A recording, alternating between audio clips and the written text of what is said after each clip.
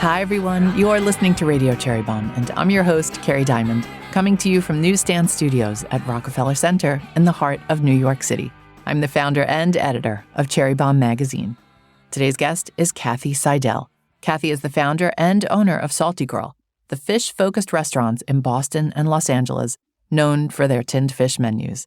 I visited Saltie Girl last year and had a blast and a lot of good fish.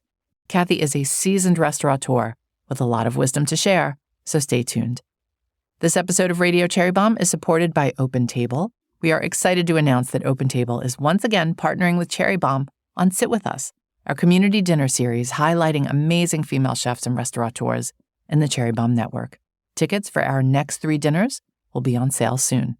We're coming to Miami and Philadelphia this March. How does it work? You can come solo and sit at a Cherry Bombe community table, or bring a friend or two and we will seat you together. Tickets are available exclusively on OpenTable.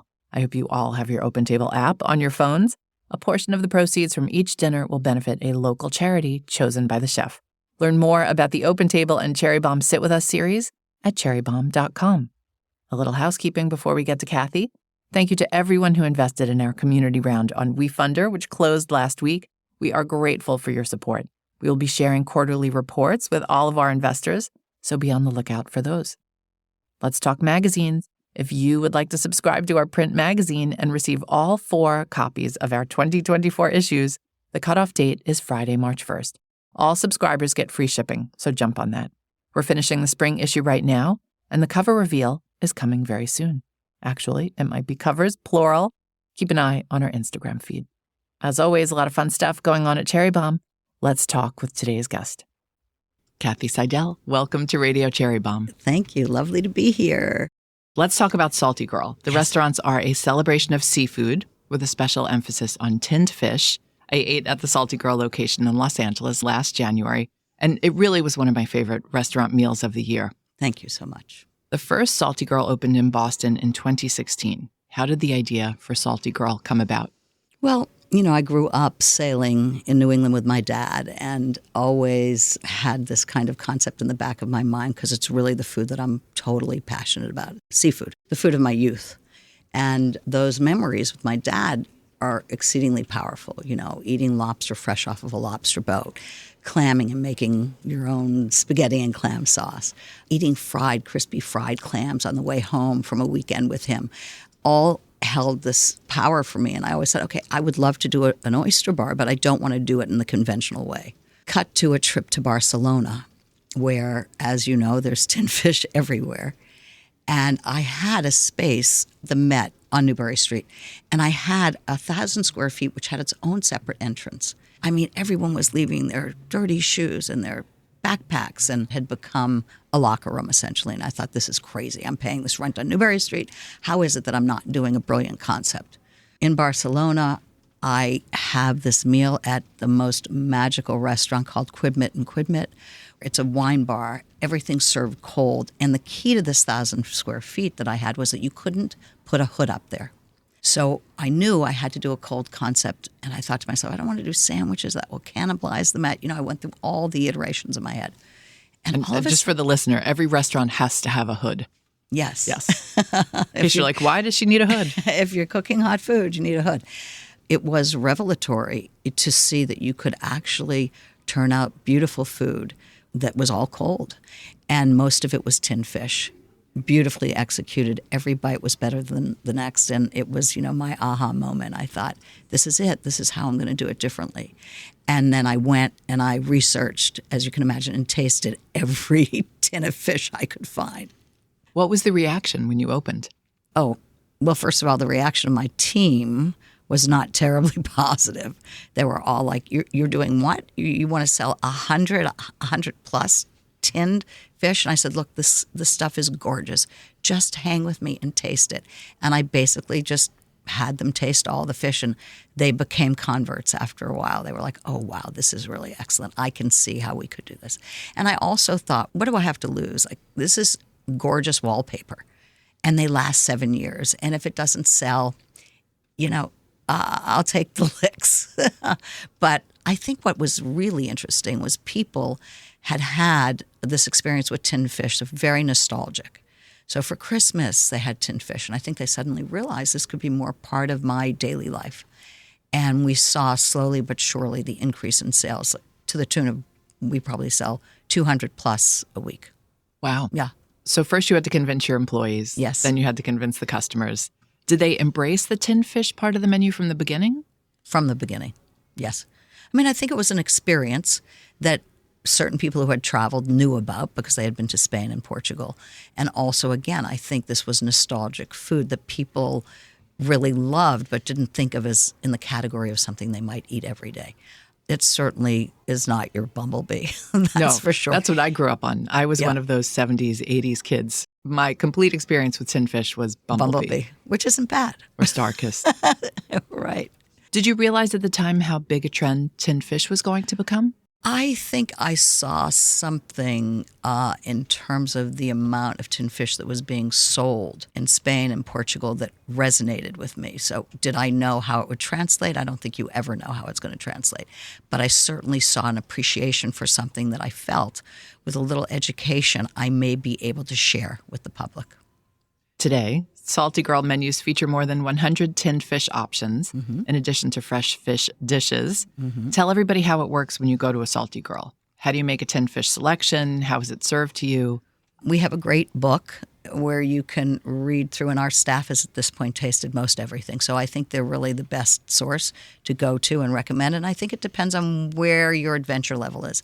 You know, if you are an adventurous eater, then we would recommend something very different. But I think how you get people to understand that this is not bumblebee is that you got to give them ventresca tuna, the belly. Like they've never had that before. You have to make sure if you're doing a mackerel that it's in a beautiful oil. Sardines, you know, you have to experience them grilled in the tin. I think that gets people somewhere else.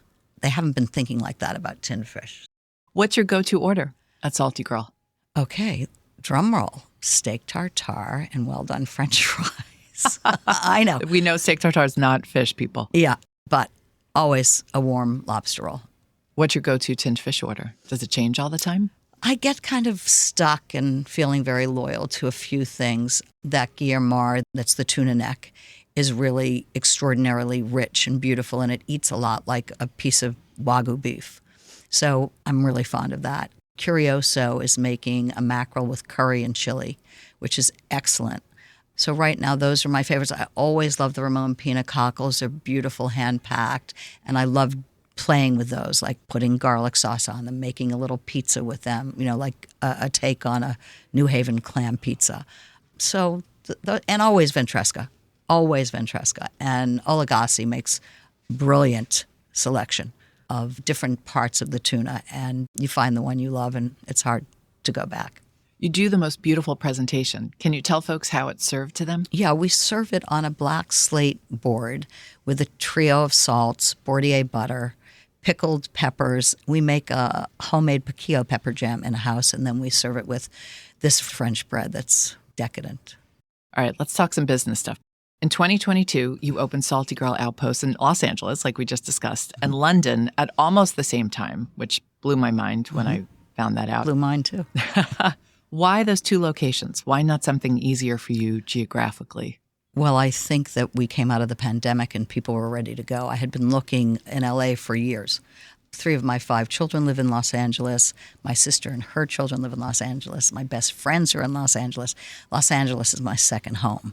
So it was a no-brainer that I was going to do something in Los Angeles. I just wanted to find the right location, and I had been looking seriously for years. London was probably 4 years in the making. And we had been approached by a restaurant family in London. They came to Saltie Girl in Boston and fell in love with it and wanted to take it to London and, you know, promised international expansion. And I think I got a little ahead of myself and a little eager, to be honest with you. I'm guessing the two were not supposed to open at the same time. They were not. No. I mean, honestly, it's doable.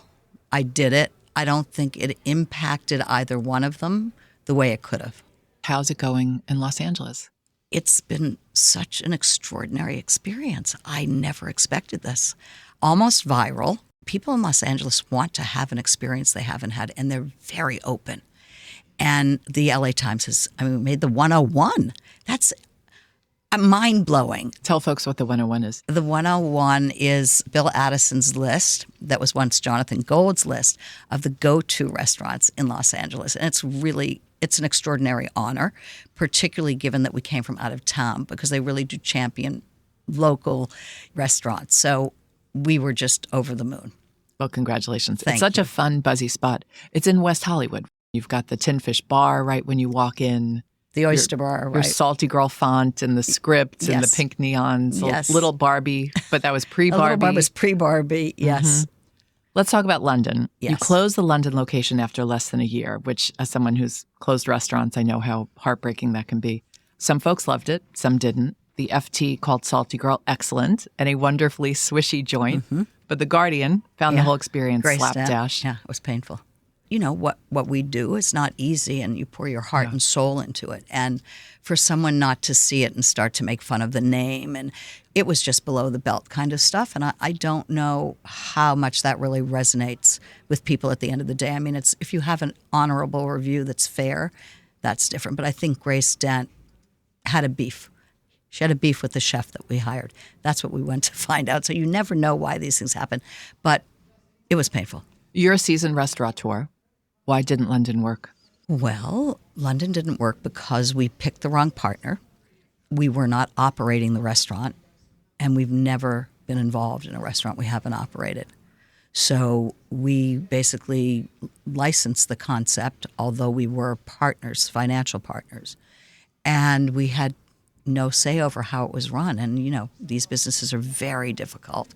And so that was one reason. But I also think Tin Fish didn't resonate there the way it did in LA and Boston. I think people really see Tin Fish.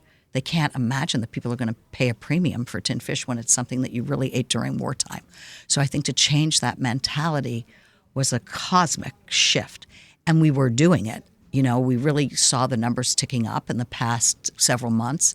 But I think it would have taken a good 2 to 3 years to change people's habits, because the Brits, their habits die hard. Like they're still going to Scott's. You know, that's where they're eating their seafood. And we were right up the block. And I just think, what does it take to change these habits? And it takes time. That's what it takes. Was it a tough decision to close? My partners ultimately made the decision, but because we didn't operate, it wasn't a tough decision at all. I couldn't see what was going on happen and not be able to impart change. As a business person, what were your takeaways? Be careful when someone says they're in love with you. Is that life advice? That's life advice. Oh my God. Yeah, I think, you get seduced a lot in this business, and partners aren't easy in the best of circumstances, as we all know. So let alone a restaurant 6,000 miles apart. Yeah. Yeah, I was wondering, how much time did you spend on planes? A lot. A ridiculous amount. That had to have been tough. Yeah. It was fine. It was fine. I'm resilient. It was fine. It was an incredible experience. I wouldn't give it up for the world. I understood that, yes, they speak English and we speak English, but it's a very different language. So it was quite a learning curve. We'll be right back with today's guest. This one is for the Miami Bomb Squad out there. The Future of Food Is You, our sister podcast, is doing a live event in Miami on Friday, March 8th, which happens to be International Women's Day. You can meet podcast host Bina Anamsamwa and myself and other folks from Team Cherry Bomb. Get tickets and all the deets at cherrybomb.com. Thank you to Kerry Gold, Walmart, and OpenTable for making this event possible. If you are in the Miami area, I would love to see you there. Kathy, let's talk about your career. You were late to the restaurant world and didn't get started in the industry until you were 47 years old. Previously, you had been working in Hollywood as a producer. Mm-hmm. What led to the career pivot? 2 passions in my life, food and film. I went to Columbia Film School in New York City and always knew that I would try to do both. My dad was a very well-known banker who was very generous with the restaurant community. So I grew up really having, the most brilliant chefs in the city kind of cooking dinner for us. My sister opened Stephanie's 30 years ago. And at the time they said to me, "Are you ready to do this?" And I was not. I was in the middle of having a great career, made a ton of commercials around the world, and produced several documentaries. And I just wasn't ready at the time. But I knew at some point that I would absolutely foray into the business. You did? I definitely did. I'm so insane about food, so passionate about it. It was undeniable. It's really the truth. I want to talk about Hollywood a little bit more, though. How were you able to walk away from the film industry? That's interesting. I had a business that was actually in Boston, Los Angeles, and New York. And I had business partners. And I was getting divorced. And my kids were young. And I was traveling nonstop. You can imagine. I was shooting Budweiser commercials and Coors Light. And I was just all over the map. And I had to plug in and be accountable. And so I worked actually for my sister cooking in the food shop at Stephanie's the year that I got divorced. I did a real pivot. And then I would do, the occasional video. I did like a 9 Inch Nails video. And, so I would freelance with my favorite people in the world, who I'm still exceedingly close with in that business. But I slowly got out of it. And then I worked at Stephanie's and I thought, okay, what am I going to do in the food world? This is speaking to me. What was your very first restaurant? My very first restaurant was in the neighborhood I grew up in, and it was called the Metropolitan Club, and it was a modern steakhouse. And it was like Welcome Back Kotter in the food world. It was wild. I remember Welcome Back Kotter. Some people might not. What do you mean by that? I mean, it was a neighborhood restaurant with a cast of characters that were eccentric and wonderful, from the chef to the guests. There hadn't been a restaurant like this in Chestnut Hill. Legal Seafood was across the street. Roger Berkowitz said to me, if you can make it here, you can make it anywhere, because this is not an easy clientele. And we were short ordering meals for people. Making things that were off menu. We had a rocking bar. The bar was so crazy hot. You couldn't get into the bar at night. And the world really changed in 2008. We opened 2004, 2008. The recession happened, and people really didn't want to sit in a dining room. And they weren't ordering expensive bottles of wine. So when we started it really shifted. But it was a really fun place. 10 years of fun. Sounds like fun. Eventually, you had your own restaurant group, the Met Restaurant Group, yes. which has morphed into Sidell Hospitality yes. Group, right? At the height of the Met Group, how many restaurants did you have open? 7 to 8. Wow. Yeah. How are you a different business person today? Well, I would say that the first 3 years in Chestnut Hill was like going to boot camp at Harvard Business School. I didn't know much. I thought I did. I will say the first night I remember thinking, I'm very comfortable in these shoes. I'm very comfortable with the hospitality element, but the intricacies of the business and the personalities and the drama and everything that goes along with owning and operating a restaurant, you can't learn unless you do it. And those 3 years were really paramount. I think my job shifted over time. I have a much more macro view. I'm running a big company. I'm not getting involved in the small details anymore, and nor am I taking them personally.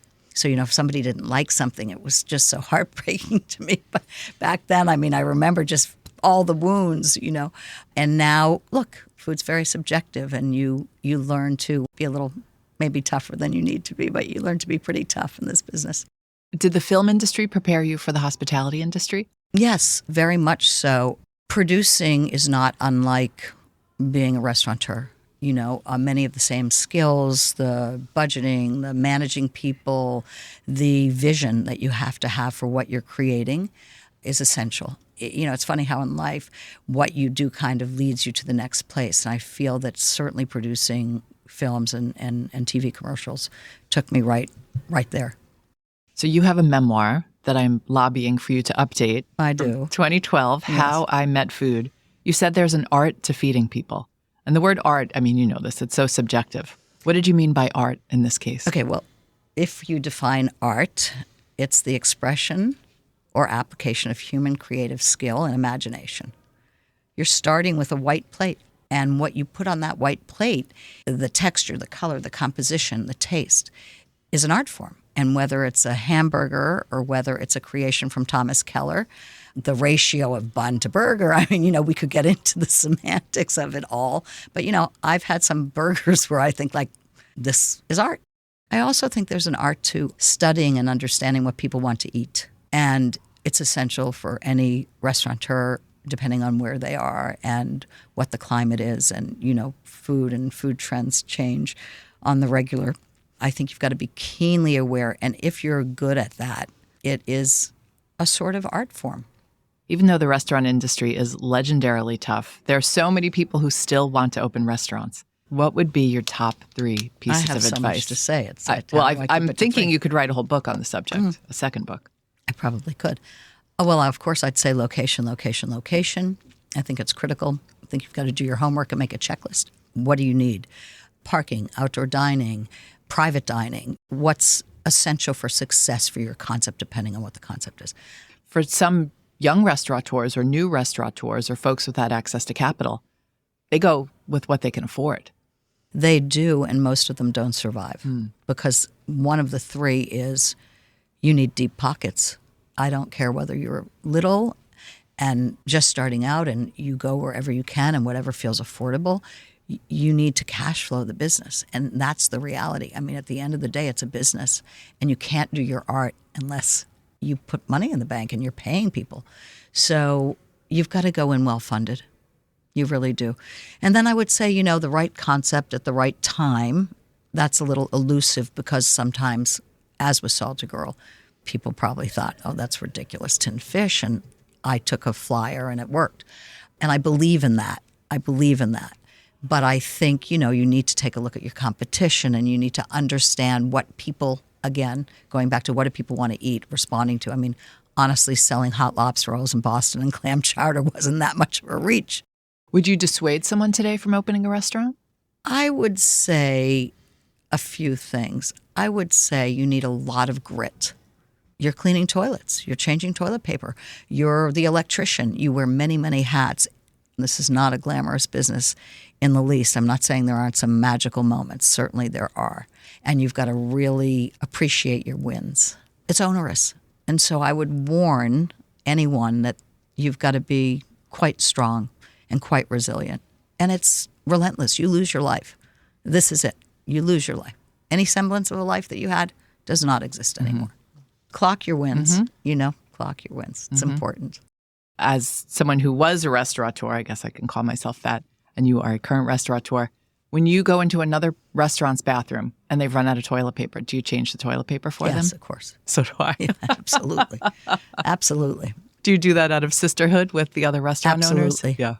No question. Me too. Don't even think twice.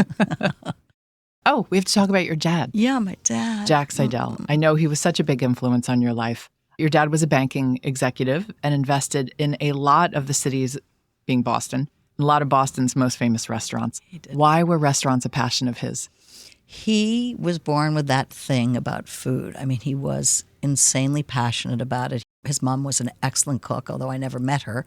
I inherited her recipe box, which I've cooked out of back and forth many, many times. Yeah, some incredible recipes that we still make, right? Like the cheesecake and popovers and stuff like that. But my dad grew up really with great food. I actually think the woman could cook, and he had a discerning palate, and it mattered to him. It mattered to him more than anything else. I mean, truly more than anything else. He was a lender, and he lent to a lot of small businesses, and he wanted to see people do well. So he combined his passion for food with small business and championed a lot of people. You told the Boston Globe in your dad's obituary that he was crusty, tough, and really charming. Tell us what you learned from your dad. All true. He had huge expectations. What I learned unwittingly is that he passed on the passion for food to me, no doubt. I think he wanted to support entrepreneurs. I think he felt if somebody had a viable business, he wanted to be able to help them see their vision. In that, he really understood the food business. So he would take somebody enormously talented and teach them how to read a P&L and show them the side of the business that they didn't otherwise really understand. And he'd look at the numbers weekly, you can imagine, and really get people into this formula that he thought was, I mean, I still remember, you got to have a 30% food cost. You've got to have, I still remember the numbers. I wish I had the sheet of paper, but he schooled everyone on how to be successful in the restaurant business. He was also a marketing genius. He was a marketing genius. And, you know, I must say, given my background, again, you know, you look at the things in your past and how they play into your future.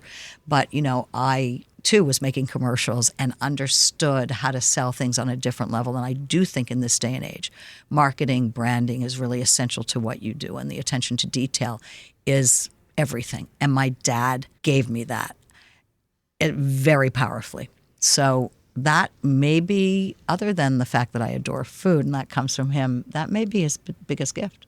Interesting that someone who was mainly a finance guy understood that about really marketing creative and storytelling. Super storytelling. All about storytelling. He got it, man. I've always been fascinated by the Boston and Cambridge restaurant scene because it seemed more hospitable to women. You could tell me if that was true or not. But it seemed more hospitable to female talent at a time when the industry was so enthralled with male chefs. I'm sure you know all these people. Lydia Shire, Jody Adams, Barbara Lynch, Anna Sorton, Tiffany Faison, Karen Akonowitz, Kristen Kish. What do you attribute that to? And am I right? Was it a place hospitable to female talent? I think you'd have to ask each one of them individually, because I am sure that it wasn't easy. And each one of them have very different stories. And so I couldn't speak to the experience globally as a woman. I do know that I think talent was at the forefront. And they were every bit as talented, if not more talented, than the male chefs. And they rose because of that. They also had the grit and they had the strength to work those kind of hours and put in the time and endure whatever came their way. And trust me, I've heard many, many stories. They have their stories. They should tell them. I mean, Lydia's a genius, an absolute genius. I still crave some of Lydia's food. Like at Biba, she used to do this pork chop with the fat back still on it. Literally one of my food fantasies ongoing. That must have been 20 years ago. So she also did a really incredible corn pancake with caviar. That's exceptional. She's just a genius. She's a genius with food. Very special person. How was the scene for female restaurateurs? Well, you know, I think they had to come up through the ranks. I mean, Lydia worked with Jasper, if I'm correct. Barbara worked with Todd, I believe. Tiffany's one of my best friends. So, you know, Tiffany has her own story to tell. But, you know, she worked for, a lot of people work for Todd English, you know, Todd. But in terms of having their own restaurants, I think it was very different than the guys that were offered their own restaurants. I think, you know, financing was probably more available to the men, where women had to go into 50-50 partnerships, and they didn't really own the lion's share of their business. So I think it took a lot longer to really have what they wanted. What was your experience as a restaurateur? Did you have it a little easier maybe because of your dad? Well, you know, Todd English had figs in the space that I went into. And my dad, well, Todd at the time had a bunch of investors in different figs. And so he had to close that figs. And my dad was involved in the financing. And he finally said to me, you know, okay, are you ready to do a restaurant? Because figs is going out. And I said, well, only if I can get the corner, because I have a big thing on having corners. And he said, no problem. I'll get you the corner. A week later, he had the corner. I'm like, what am I going to do? What? I'm going into the restaurant business. This is insane. He really pushed me.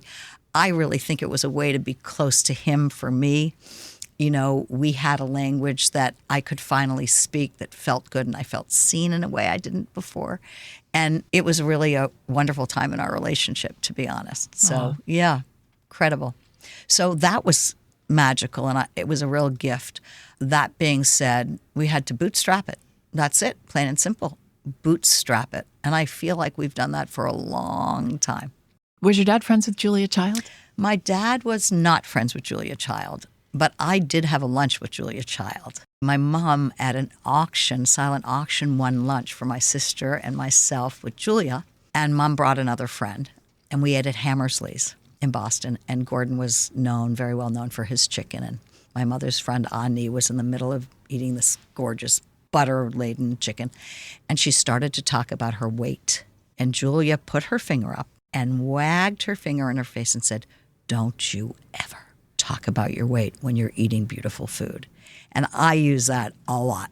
It was like this moment where I thought, can we separate women's issues around weight with food, I mean, that's a whole other conversation that isn't talked about enough.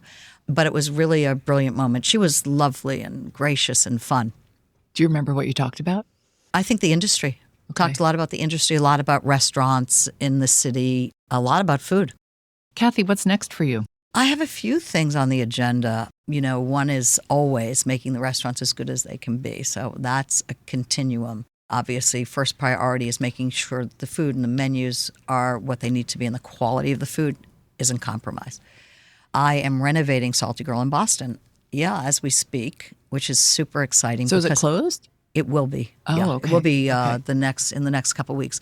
OG Saltie Girl will be open during the renovation, which is great, so people can come there. But we moved into that space, which was the Met, the day we reopened from the pandemic, and I literally painted it pink and opened the doors. And I had to redo it, had to make it feel like a Saltie Girl, and it's awesome.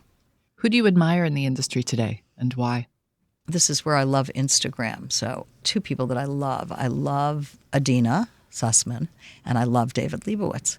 And I love them partly because they're excellent storytellers, and I really love people that write about food. And when you are watching them, you feel transported. I'm in the souk having coffee.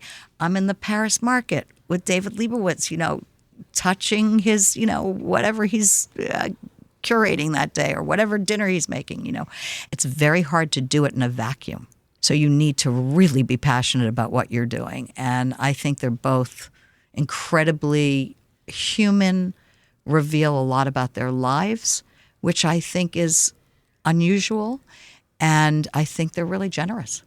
Do you have a motto or mantra? Yes is the operative word. That's the mantra. It's called having the H in hospitality. If you have to say no, you have to find a way to say yes when you're saying no. Nothing is too much. I mean, we're in the service business, and you have to bend backwards to make the experience and give the customer what they want. Do you apply that to other areas of your life? I mean, you're a mom of 5. Yeah, I think generosity is probably on the top 5 list. How do you take care of yourself mentally and physically today? If you do. Sometimes we don't do enough of that. I do. I have to be mindful, particularly around food and eating. And I, go through periods certainly where I'm heavier than others, but I'm very aware of how it makes me feel, particularly at my age, at 66. So I have just become a lot more mindful about the choices that I'm making, and it's really worked. I have a fabulous therapist who I adore, and I just started seeing again. It's helped me enormously. I mean, I have an aging mom who's 90, who's not doing great, and restaurants closing and opening, and a cast of characters that work for me that are quite complex. And it really helps to have that time to focus on what I'm thinking and feeling and how to address it. What is one piece of advice that you wish someone had told you at some point along the way? Don't sweat the small stuff, and don't take things so personally. And I think at the beginning, when you're starting out, you want everything. I mean, particularly if you're a perfectionist, you want everything to be perfect, like every French fry to be crisp. And when it's not, you're like, how did I disappoint that person? Because, feeding people, is all about getting kind of instantaneous feedback and wanting to please. And so learning that you can't make everybody happy all the time. I mean, I think Tiffany said this to me. At some point, she said, Kathy, you cannot be everything to everyone. Stop. Just stop. It was a great piece of advice. Let's do a speed round, learn a little bit more about you. Beverage you start the day with? Decaf latte. Decaf? No caffeine for you? It's a very bad drug for me. A cookbook or food memoir you'd recommend? Nigel Slater, A Cook's Book. Diana Henry, How to Eat a Peach. Best food movie? Curious what you'd say Night, for this man. one. Again and Big Night. again, and I'm a big Tucci fan. Favorite kitchen tool? Copper pots from De Hillerin. Been collecting them for years. How do you keep a copper pot clean? Copper polish. No, I've never them cooked. retinned. I've never cooked in a copper pot. Oh my God, I it's know. a game changer. One thing that's always in your fridge? Great cheese. Great selection of cheese. What are you streaming right now? Lessons in chemistry. Favorite childhood food? Shrimp scampi. Snack food of choice? Nuts. Love them. Footwear of choice in the kitchen? Barefoot. Really? Yes, Okay. I know. Okay. Yeah, barefoot. Not worried about dropping things No. on those little toes? No. If you had to be stuck on a desert island with one food celebrity, who would it be and why? Aside from Marcella Hazan, Dominique Crin, Gabriel Camara, who I would learn so much from, it would be Tiffany Faison, because we cook together and we have so much fun.